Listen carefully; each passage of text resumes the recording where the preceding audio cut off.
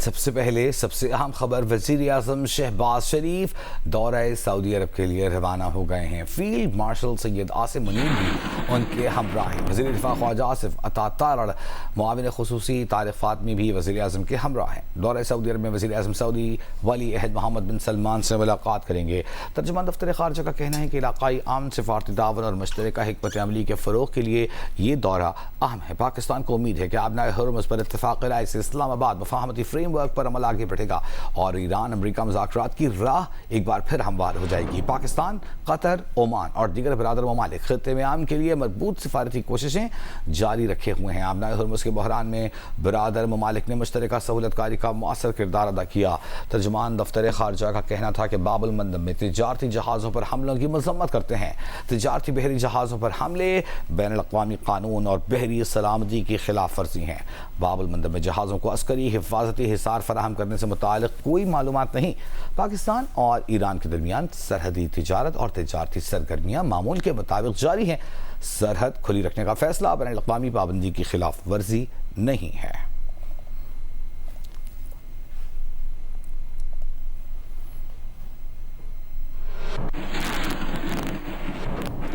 वज़ीर क़ानून आज़म नज़ीर तारड़ से अमरीकी नाज़िम उल-उमूर नैटली बेकर ने मुलाकात की है, जिसमें बाहमी दिलचस्पी के उमूर और पाक अमरीका दो तरफ़ा ताल्लुक़ात पर तबादला ख्याल किया गया। अमरीकी नाज़िम उल-उमूर ने खलीजी तनाज़े में पाकिस्तान और फील्ड मार्शल सैयद आसिम मुनीर के किरदार को सराहा। वज़ीर-ए-आज़म शहबाज शरीफ के किरदार की तारीफ़ की।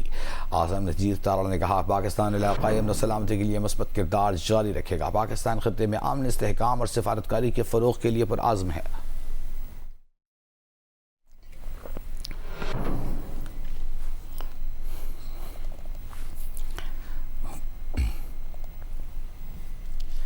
कुछ दीगर खबरें शामिल करते हैं। बात करेंगे कराची के नौजवान ताजिर की मौत का मामला हल करने के लिए अब क्या होने जा रहा है। कराची की अदालत ने नौजवान ताजिर मीर रज़ा अली की कब्र कुशाई की दरख्वास्त मंजूर कर ली है।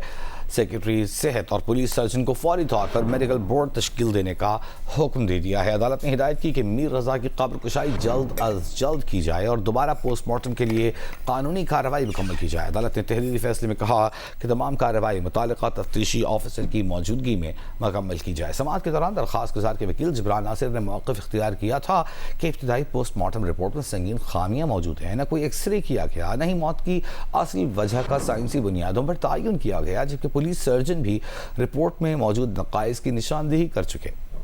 उन्होंने अदालत से इस्तदा की थी कि अदालत शफ़ाफ तहक़ीक़ात और हक़ाइक़ सामने लाने के लिए कब्र कुशाई की इजाज़त दे।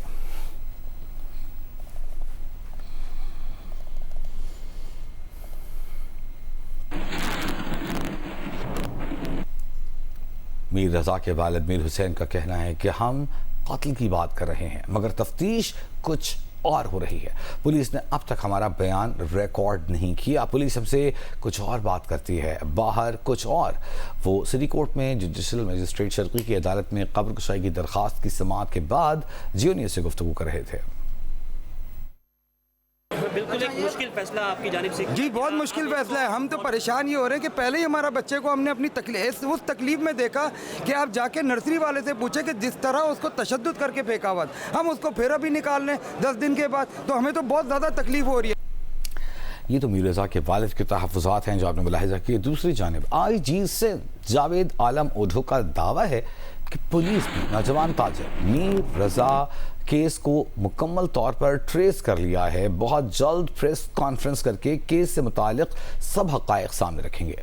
सिटी कोर्ट में मीडिया से गुफ्तगू करते हुए जावेद आलम ओढ़ो ने कहा कि गैर मुतल्लिक़ा मेडिकल लीगल ऑफिसर केस पर कमेंट कर रहा है। मेडिकल बोर्ड बिठा दें, हम कोई इतराज़ नहीं है और मेडिकल बोर्ड का जो फैसला होगा उसके मुताबिक पुलिस की तफ्तीश होगी।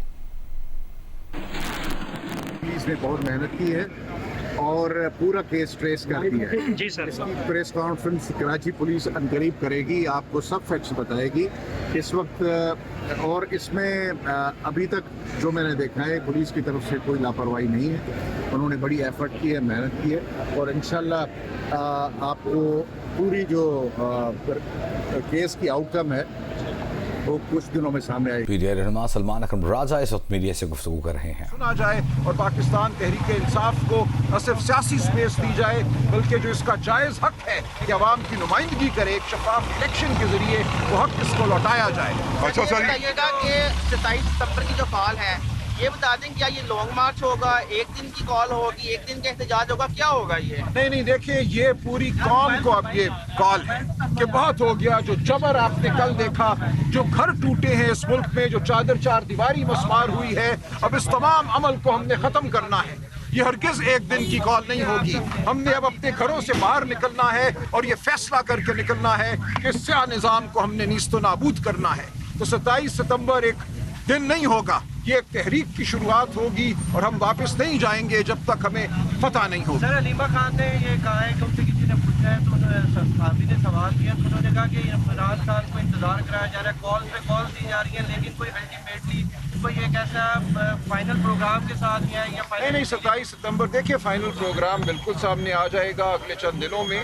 फाइनल प्रोग्राम यही है कि हर बड़े बच्चे, बूढ़े, बीबी, हर एक ने बाहर आना है और अपनी आवाज़ बुलंद करनी है। देखिए, इनकलाब सिर्फ सियासी जमातें नहीं लाती, मैं बार बार ये कहता हूँ, इनकलाब पूरी कौम लाती है। तो पूरी कौम को अब साथ देना होगा इस इनकलाब के लिए और इंशाअल्लाह इस मुल्क में वो इनकलाब आएगा जिसका हमें 79 साल से इंतजार है। सर, कल जमात इस्लामी एहतजाज करने जा रही है मुल्कगीर।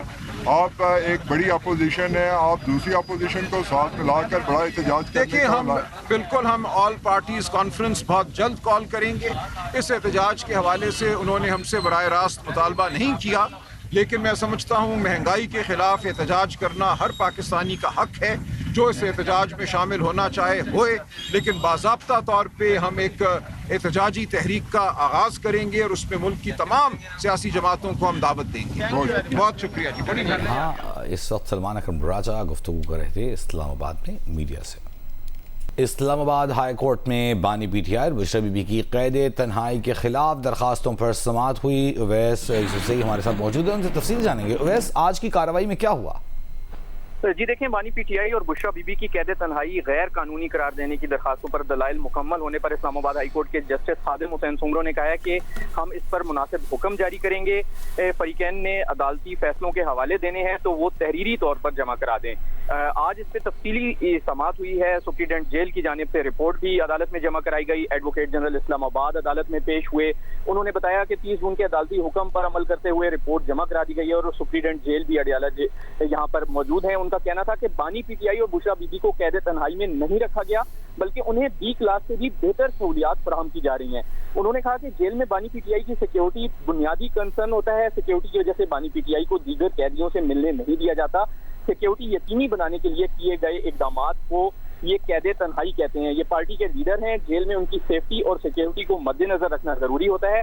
जेल हुकाम के मुताबिक उन्हें अखबारात, किताबें और 7 सेल पर मुश्तमिल कंपाउंड में आजादाना नकलो हरकत की सहूलत हासिल है, जबकि एक सजा याफ्ता मुशक्की भी मुस्तकिल उनके साथ मौजूद होता है। जेल सुप्रीडेंट ने अदालत को बताया कि कैद तन्हाई में कैदी को 24 घंटे सेल में बंद रखा जाता है, जबकि बानी पीटीआई के मामले में ऐसी सूरत हाल नहीं है। जी, बहुत शुक्रिया वैस आपका।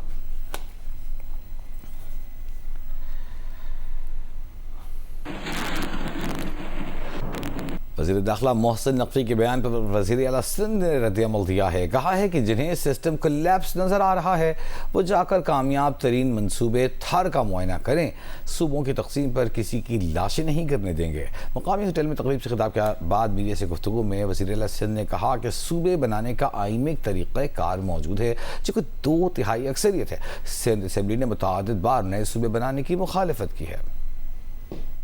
सूबे बनने के लिए आइन में एक तरीक़ाकार है और उस आइन के तरीक़ाकार के दौरान उसमें लिखा गया है कि अगर किसी सूबे की असम्बली 2/3 अक्सरियत से एक रेजोल्यूशन पास करती है कि किसी तरीके से सूबे को डिवाइड करें, तब ये पॉसिबल है। सूबा सिंध की असम्बली एक बार नहीं कई बार, मुझे नंबर तो याद नहीं, लेकिन कई बार यूनानिमसली यानी 100% लोगों ने किसी भी नए सूबे को सूबा सिंध में बनाने की मुखालफत की। तो अगर इस पर कोई चेंज कभी आई, जो कि मैं नहीं देख रहा, तो फिर तो बात कर सकते हैं इस पर। तो किसी बात को डिबेट करने में कोई मुज़ायका नहीं है।